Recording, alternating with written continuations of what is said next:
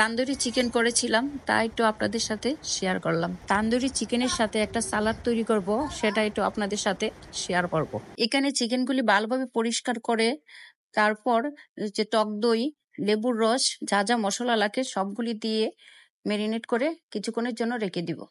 সালাদ করার জন্য একটু মেয়োনিজ দরকার, তাই আমি একটু মেয়োনিজটা করে নিলাম। এবার প্যানে আমি ভালোভাবে বাটার দিয়ে নিব। আমি পুরো রেসিপিটা বাটার দিয়েই করব। এবার ম্যারিনেট করা চিকেনগুলো দিয়ে দিব।